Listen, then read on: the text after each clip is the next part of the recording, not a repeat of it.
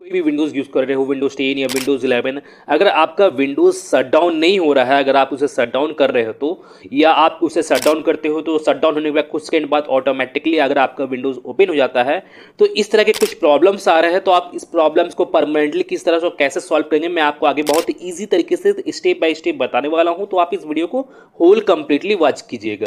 आपको अपने कीबोर्ड में विंडोज़ प्लस आर बटन को प्रेस कर आपको यहाँ पे रन प्रोग्राम को ओपन कर लेना है। अब मैं आपको एक कमांड बताऊंगा, तो आपको उस कमांड को यहाँ पे टाइप करना है power cfg.cpl। आपको इस कमांड को टाइप करना है, देन ओके कर देना है। और अब आपको करना क्या है कि अब आप यहाँ पे लेफ्ट साइड की ओर देखोगे, आपको यहाँ पे choose what the power button do का आपको यहाँ पे ऑप्शन शो होगा। तो आपको इस बटन पे आपको यहाँ पे क्लिक करना है, मैंने इस ऑप्शन पे क्लिक करना है। क्लिक करने के बाद अब आपको यहाँ पे करना क्या है कि जैसे आप यहाँ पे देखोगे, यहाँ पे ऑन बैटरी का आपको यहाँ पे सेक्शन आपको यहाँ पे शो हो रहा होगा, प्लगिंग का आपको यहाँ पे सेक्शन शो हो रहा होगा। तो आपको इन सभी ऑप्शंस को आपको यहाँ पे डू नथिंग पे आपको यहाँ पे सेट कर लेना है। मैंने आपको इन सभी को डू नथिंग आपको यहाँ पे सिलेक्ट कर लेना है, जैसे मैं यहाँ पे सिलेक्ट कर रहा हूँ। और इन सभी को सिलेक्ट कर लेने के बाद अब आप यहाँ पे देखोगे, यहाँ पे शटडाउन सेटिंग्स का आपको यहाँ पे ऑप्शन शो हो रहा होगा, और आपको यहाँ पे और भी बहुत सारे ऑप्शंस नीचे की ओर शो हो रहे होंगे, टर्न ऑन फास्ट स्टार्टअप का या स्लीप का, हाइबरनेट का और लॉक का। तो यहाँ पे जितने भी ऑप्शन शो हो रहे हैं, तो यहाँ पे सभी ऑप्शन यहाँ पे चेक मार्क किए हुए हैं, जैसे आप यहाँ पे देख सकते हो। यहाँ पे लगभग सभी ऑप्शन यहाँ पे चेक मार्क है। तो आपको करना क्या है कि आपको इन सभी के आपको यहाँ पे चेक मार्क को यहाँ पे अनचेक कर लेना है। तो यहाँ पे अभी फिलहाल तो यहाँ पे हाइड है, अगर आप यहाँ पे अनचेक करोगे तो यहाँ पे अनचेक नहीं होगा। तो उसके लिए आपको करना क्या है कि आपको यहाँ पे change settings that are currently unavailable पे आपको यहाँ पे क्लिक करना है। और क्लिक करने के बाद और आपका यहाँ पे ये जो ऑप्शन है ये आपको यहाँ पे अनहाइड हो जाएगा। अनहाइड होने के बाद आपको इन सभी चेक बॉक्स से आपको यहाँ पे चेक मार्क को आपको यहाँ पे अनचेक कर लेना है। अनचेक करने के बाद फिर आपको सेव चेंजेस पे आपको यहाँ पे क्लिक करना है और आपको इसे कट कर लेना है। अब आपको यहाँ पे चेक करना है कि आपका जो विंडोज है वो आपका शटडाउन हो रहा है कि नहीं हो रहा है। मैंने आपको यहाँ पे चेक करना है शटडाउन करके।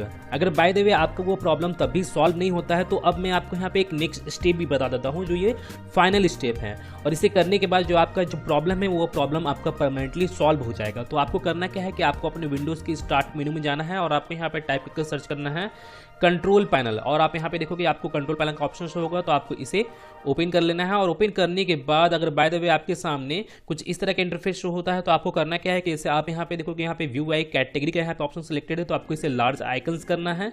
लार्ज आइकन्स करने के बाद अब आपको यहाँ पे रिकवरी वाले ऑप्शन पे आपको यहाँ पे क्लिक करना है। और आप यहाँ पे देखोगे, यहाँ पे सेकंड नंबर ऑप्शन आपको यहाँ पे ओपन सिस्टम रीस्टोर का ऑप्शन होगा, तो आपको यहाँ पे इस ऑप्शन को आपको यहाँ पे ओपन कर लेना है।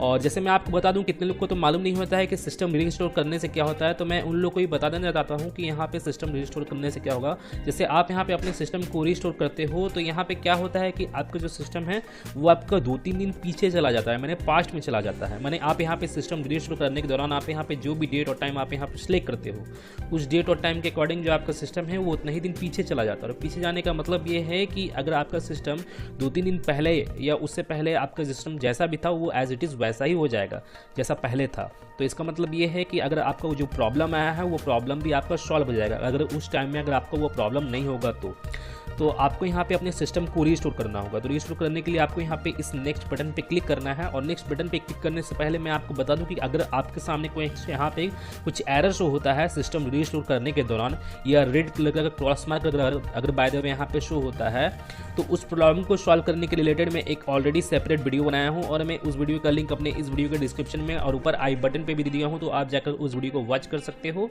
तो आपको करना क्या है कि आपको यहाँ पे इसे नेक्स्ट कर लेना है।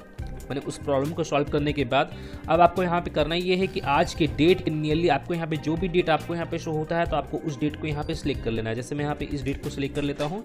इसे सिलेक्ट करने के बाद फिर आपको इसे नेक्स्ट करना है। नेक्स्ट करने के बाद फिर आपको यहाँ पे अपने सी ड्राइव को यहाँ पे सेलेक्ट कर लेना है। सेलेक्ट करने के बाद आपको यहाँ पे इसे फाइनली फिनिश कर देना है। और फिनिश करने के बाद जो आपका जो सिस्टम है वो आपका 2-3 दिन पीछे चला जाएगा। मैंने आप यहाँ पे जो भी डेट के अकॉर्डिंग आप यहाँ पे सेट किए हो, उस डेट में ही आपका सिस्टम मैंने शिफ्ट हो जाएगा। और शिफ्ट होने का मतलब ये है, अगर आपका वो प्रॉब्लम नहीं था उस टाइम में, तो वो प्रॉब्लम भी आपका सॉल्व हो जाएगा। तो सिस्टम रीस्टोर करने से यही होगा।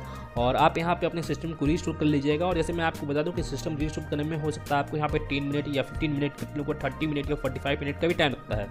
तो आपको यहाँ पे जरा पेशेंस रखना है और आपको यहाँ पे अपने सिस्टम को कंप्लीटली रीस्टोर कर लेना है। और रीस्टोर करने के बाद वो प्रॉब्लम आपका परमानेंटली सॉल्व हो जाएगा। तो गाइज मैं फिर मिलता हूँ नेक्स्ट वीडियो में। Till then and bye bye. और एक बात और, सब्सक्राइब बटन पे 2-3 फैट लगा दीजिएगा, जिससे सब्सक्राइब हो जाए और घंटी वंटी गिर जाए।